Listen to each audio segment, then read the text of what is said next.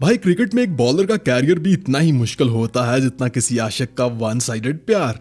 चाहे आपने कितनी ही अच्छी परफॉर्मेंस क्यों ना दी हो और आप कितने ही मैचेस के हीरो क्यों ना रहे हो, सिर्फ एक बुरी परफॉर्मेंस और आपकी जगह कोई और। क्या आपके साथ भी ऐसा हो चुका है क्रिकेट या फिर प्यार में? कमेंट में जरूर बताना।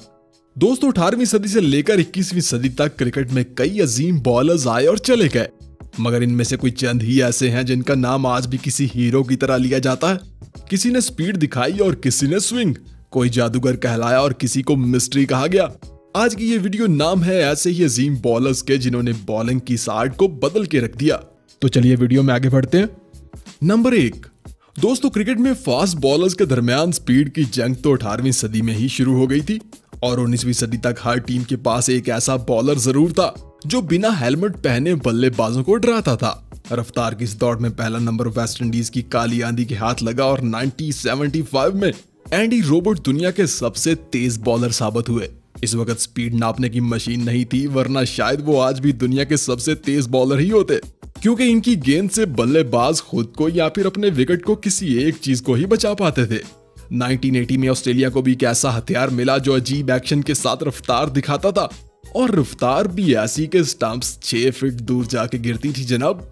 1985 तक जेफ थॉमसन का राज रहा और फिर बारी आई क्रिकेट के सबसे खतरनाक फास्ट बॉलर्स की। ये 21वीं सदी की शुरुआत थी और इंग्लैंड का मुकाबला था पाकिस्तान से। पाकिस्तान के पास इस वक्त एक ऐसा बॉलर था जिसका अग्रेशन और गुस्सा उसकी स्पीड से नजर आता था जनाब। मैच का चौथा ओवर था और पहली ही गेंद शुएब अख्तर ने 155 की रफ्तार से डाली थी, दूसरी गेंद 158.4 और तीसरी गेंद 156 की रफ्तार से। बल्लेबाज से लेकर कमेंटेटर्स और फैन भी ये देखकर हैरान थे कि आखिर अगली बॉल पर क्या होने वाला है। चौथी गेंद 152 की रफ्तार से और पांचवी 159.5 की रफ्तार से। लेकिन वो आखिरी गेंद शुएब अख्तर ने 161.3 की रफ्तार से फेंककर सारे रिकॉर्ड पीछे छोड़ दिए थे, और ये उस वक्त का क्रिकेट की तारीख का सबसे फास्ट ओवर भी साबित हुआ था। 2005 में यही कोशिश ऑस्ट्रेलियाई स्पीड गन ब्रेट ली ने भी की थी, जब उन्होंने न्यूजीलैंड के खिलाफ अपने पहले ओवर की पहली ही गेंद 154 किलोमीटर की रफ्तार से फेंक कर शुरुआत की थी जनाब। दूसरी बॉल वो 151 की रफ्तार से फेंकते हैं और तीसरी 158 की रफ्तार से। चौथी बॉल फिर से 158.2 की रफ्तार से जाती है और पांचवी 160 को टच कर जाती है, और सबको लगता है कि शायद शुएब का ये रिकॉर्ड आज टूटने वाला है जनाब। लेकिन आखिरी बॉल वो 161 की रफ्तार तक फेंक पाते हैं, यानी कुछ ही दूरी से शुएब से पीछे रह जाते हैं, और ये इनके कैरियर का सबसे तेज ओवर था।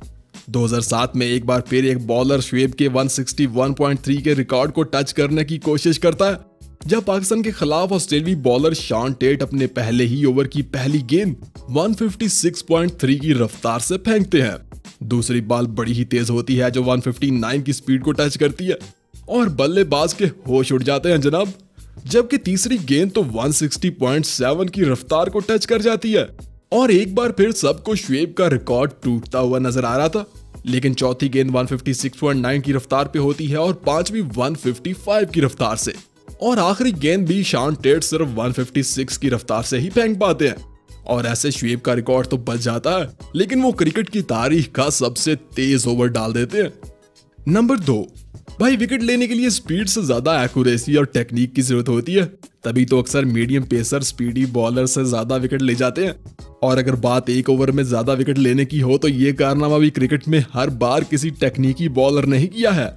वैसे आप में से कौन कौन एक ओवर में 4 विकेट्स ले चुका है, और किसने मलिंगा की तरह 4 विकेट्स भी लगातार 4 बॉलों पर ही उड़ाए थे?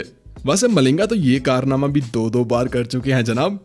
2002 में श्रीलंकन बॉलर चमिंदा वास ने भी अपने पहले ही ओवर में 4 विकेट्स लिए थे, बल्कि इसमें एक हैट्रिक भी शामिल थी। 1990 में वेस्ट इंडीज के खिलाफ वसीम अकरम ने भी एक ही ओवर में 4 विकेट्स लेने वाला कारनामा किया था, और 2010 के T20 वर्ल्ड कप में ऑस्ट्रेलिया के खिलाफ पाकिस्तानी बॉलर मोहम्मद आमिर ने अपने आखिरी ओवर में टोटल 5 विकेट्स गिराए थे, लेकिन इन 5 विकेट्स में से 2 रन आउट थे। वैसे न्यूजीलैंड के नील वैगनर डोमेस्टिक क्रिकेट में एक ही ओवर में 5 विकेट्स लेने वाले दुनिया के पहले बॉलर हैं जनाब। नंबर 3। दोस्तों वैसे तो एक बॉलर के लिए एक मैच में 5 विकेट्स लेना बहुत बड़ा कारनामा माना जाता है, और ये कारनामा मथाया मुरलीधर ने अपने कैरियर में टोटल 77 टाइम किया था। लेकिन कुछ बॉलर्स तो 5 विकेट्स पर नहीं रुकते, बल्कि एक मैच में पूरी की पूरी टीम का ही शिकार कर लेते हैं जनाब। जैसे 1956 में इंग्लिश बॉलर जिमी लीकर ने ऑस्ट्रेलिया के खिलाफ दूसरी इनिंग में 10 विकेट्स लेकर किया था, वैसे उन्होंने पहली इनिंग में भी 9 विकेट्स लिए थे। 1998 में मथाया मुरलीधर ने भी इंग्लैंड के खिलाफ दूसरी इनिंग में 9 विकेट्स लिए थे, मगर वो 1 विकेट से जिमी लीकर का रिकॉर्ड नहीं तोड़ पाए थे। लेकिन एक साल बाद 1999 में इंडियन बॉलर अनिल कुंबले ने पाकिस्तान के खिलाफ दूसरी इनिंग में 10 के 10 विकेट्स लेकर जिमी लीकर का रिकॉर्ड तोड़ डाला था। 2021 में यह कारनामा न्यूजीलैंड के बॉलर एजाज पटेल ने इंडिया के खिलाफ 10 विकेट्स लेकर दिखाया था और क्रिकेट की तारीख में 10 विकेट्स लेने वाले वो तीसरे बॉलर बन गए थे। नंबर 4, भाई वैसे तो क्रिकेट में कई शानदार बॉलिंग जोड़ियां रह चुकी है और हर किसी का अपना ही एक स्वैग था।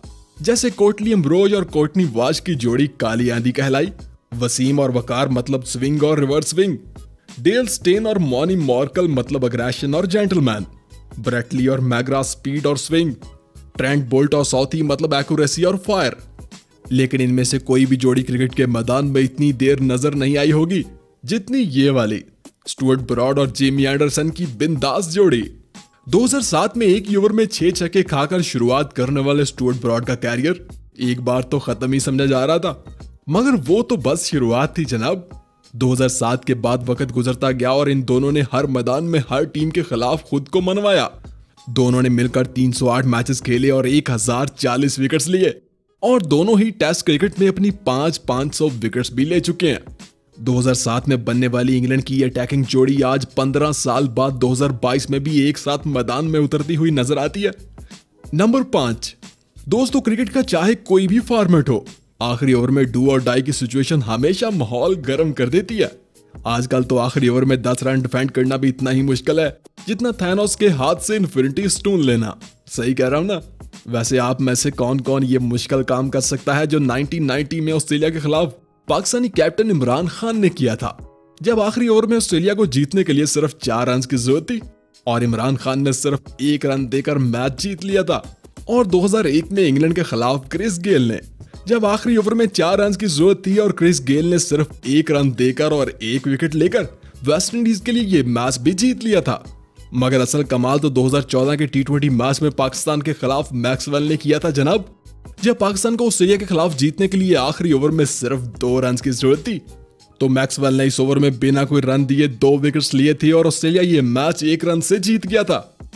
वैसे मैं आपके लिए एक सवाल छोड़े जा रहा हूं भाई साहब, अगर विकेट पर हार्दिक पांड्या, लिविंगस्टन या मैक्सवेल में से कोई एक बल्लेबाज खड़ा हो तो आपके ख्याल में कौन सा बॉलर 10 रन डिफेंड कर सकता है? कमेंट करके जरूर बताना। वीडियो पसंद आए तो लाइक करना, चैनल को सब्सक्राइब करना और हाँ, हमें इंस्टा पे भी हेलो हाय बोलना।